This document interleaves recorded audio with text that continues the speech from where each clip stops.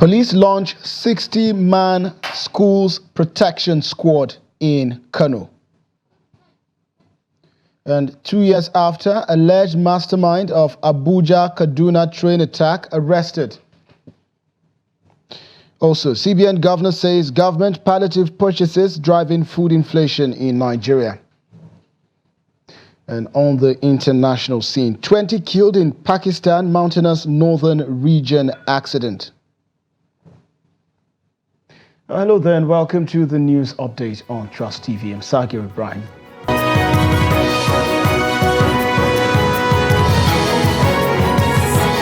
This bulletin starts with security, where the Kano State Police Command has launched a 60-man squad trained to improve the security of primary, secondary and tertiary schools in the state. The School Protection Squad initiative is part of the Inspector General of Police IGP strategy for ensuring school safety.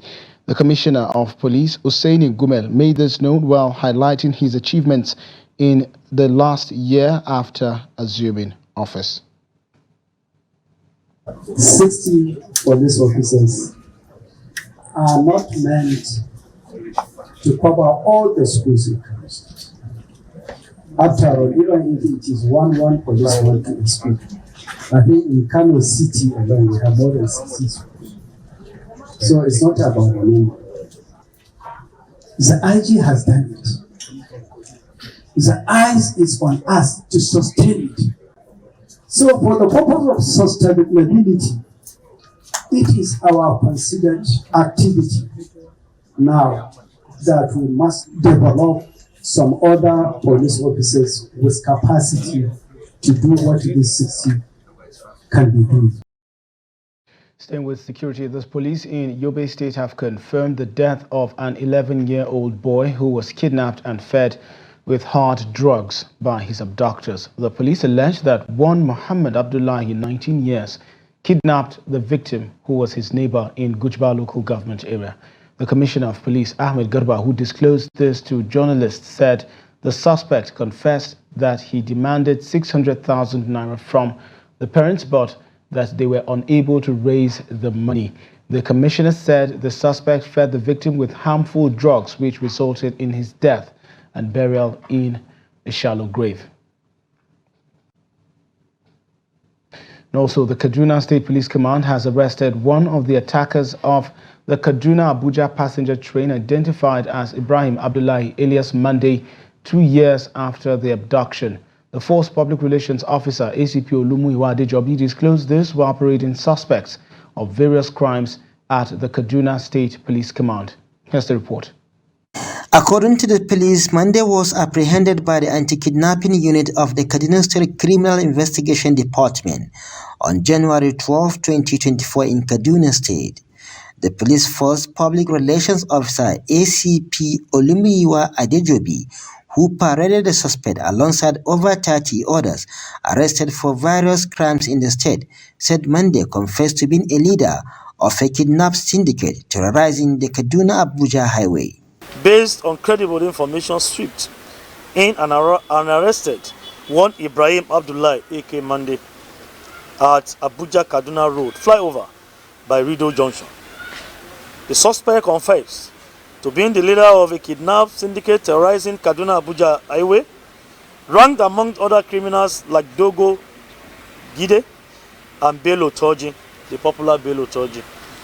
He had participated in various kidnapping incidents, including the kidnapping incident at Greenfield University, and he partook in almost all the kidnappings along the Abuja-Kaduna Expressway. And particularly the popular attack on the train stations, he was involved in that particular attack on the train. The suspect Ibrahim Abdullahi, also known as Monday, confessed to journalists that he was into kidnapping activities. All I know is that I was involved in 3 kidnappings and I don't have guns.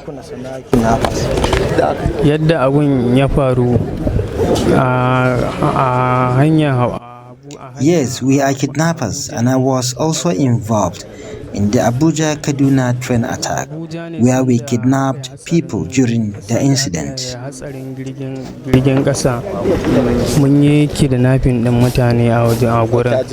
The first PRO also pointed out that the strategic initiatives implemented along the Abuja-Kaduna Expressway have significantly contributed to the successes recorded. He added that the relentless pursuit of criminal elements has resulted in remarkable outcomes, including the arrest of 81 armed robbery suspects, 40 kidnapped suspects, 73 murder and homicide suspects, 36 rape suspects, 22 suspects involved in cult-related crimes, and 28 suspects engaged in other criminal activities. He added that under the directive of the Inspector General of Police, a helicopter has been deployed to serve as escort to trains using Kaduna-Abuja route. Bello Musa, Trust TV News, Kaduna. Also, the Vice President of Nigeria, Kashim Shettima, has said that President Bola Tinubu's administration will not blame the past administration for the present economic challenges the country is currently facing. Shettima stated this at a roundtable in Abuja themed Tinubu's administration's economic and social agenda, how it will transform Nigeria. Trust TV's Neil Sampson has details. At the roundtable, Vice President Shettima highlighted some of the economic policies of the present administration that are geared towards making Nigeria a better place for all. So the interventions rolled out by President Bola Tinubu have been categorized into 8 areas. The late Yar'Adua had 7-point agenda. Ours is 8. The 8-point agenda is a good prism through which to view the pros of our administration. And we can begin to measure our fidelity to our promises through the policies and programs being executed to guarantee job creation, promote economic growth, ensure food security, eradicate extreme poverty, facilitate access to capital, preserve the rule of law, wage an anti-graft war, and drive inclusive development. The VP urged Nigerians to be united, stating that the present administration will not blame its predecessors for the present economic challenges, but work towards addressing them. Your Excellencies, ladies and gentlemen, though humble it might be, there is no place like home. We have to unite. We have to fuse into one. Politics is over. We are now in the phase of governance. We need to move this nation forward. Not for my own sake, not for the sake of the people on the high table, but for the sake of the black man. They all look up to us. Stakeholders, however, called for consistency, planning, and proper execution of policies to enable the current administration to succeed. I was quite happy to hear that this administration had adopted, for example, the 30-year infrastructure master plan, which I led as Minister of National Planning.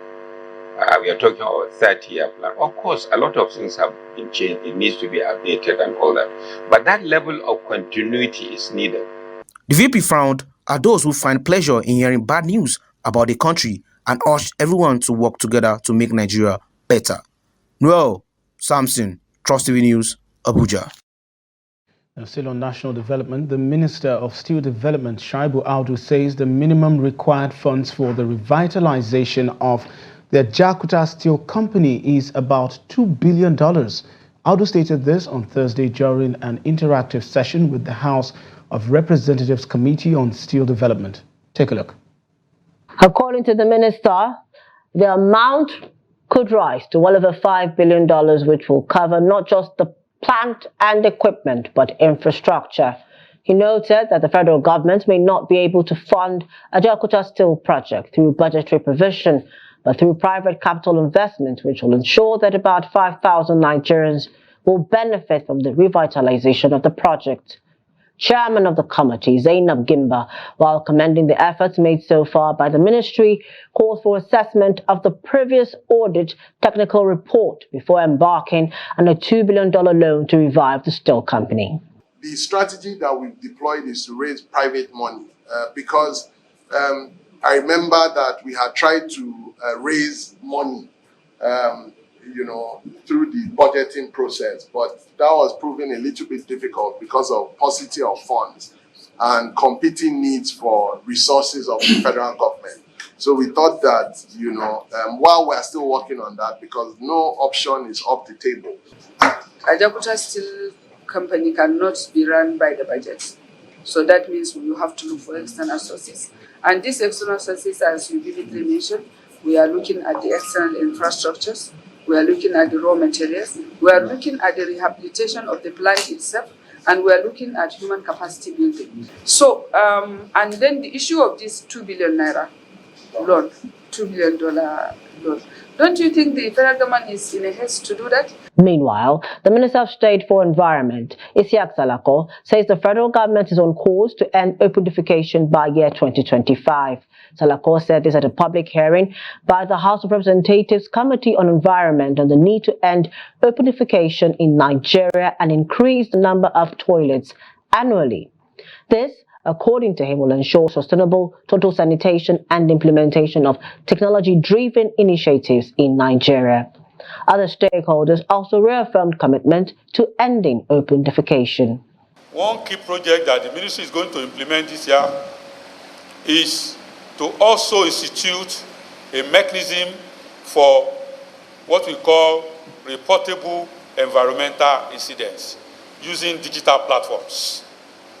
We're going to bring forth a mobile application that our environmental health officers can actually use to report environmental incidents that can scale up to their local government, to their states, and to the federal level. We thereby call on the government and its agencies at all levels, especially those whose statutory duties borders on conservation of our environment, provision of succor to victims of disaster, environmental remediation, and infrastructure providers to intervene and take deliberate action to mitigate the living conditions of our constituents.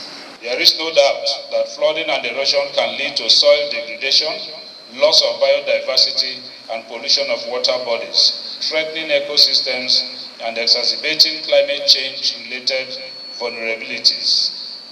Addressing these environmental concerns is essential not only to the immediate well-being of communities, but also for the long-term sustainability of our natural resources. According to findings from the 2021 WASH Norm report, approximately 48 million Nigerians still engage in open defecation, with only 8% of the population practicing clean hand washing.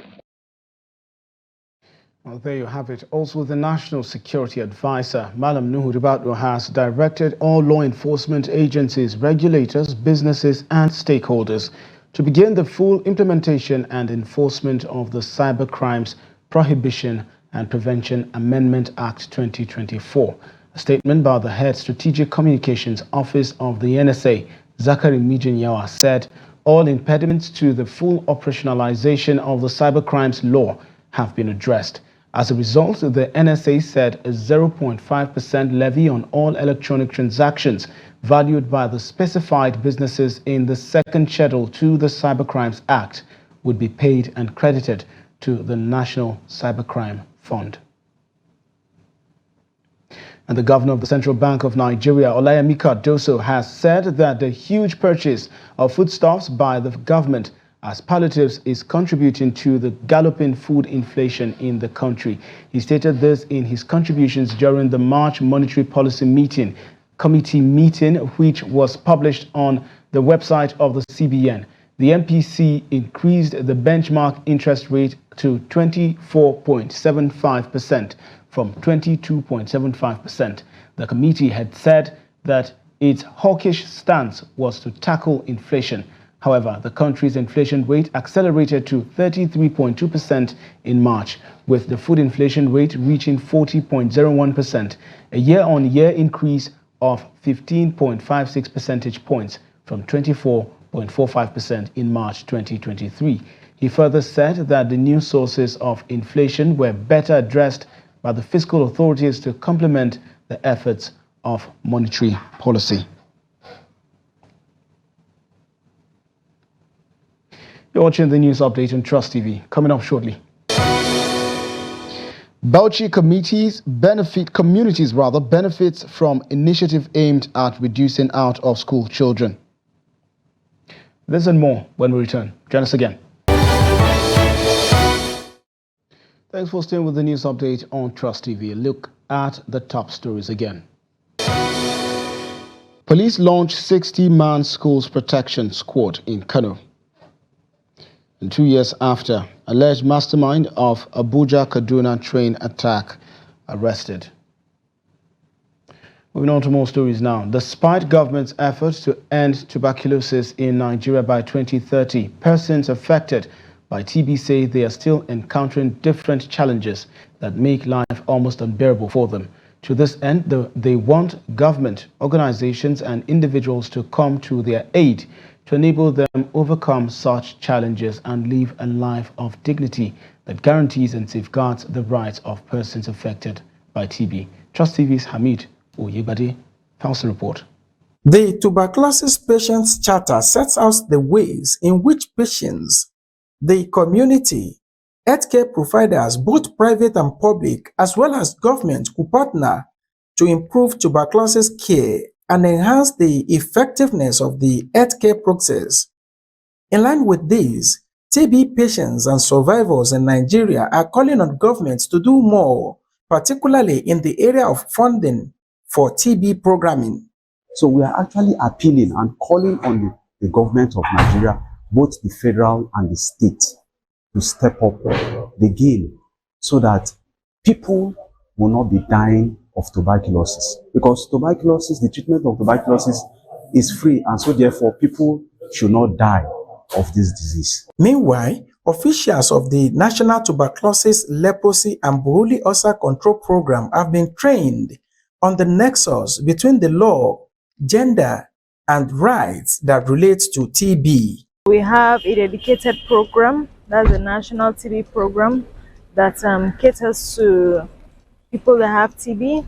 The government is also providing free drugs, free testing services in all public and private facilities in Nigeria.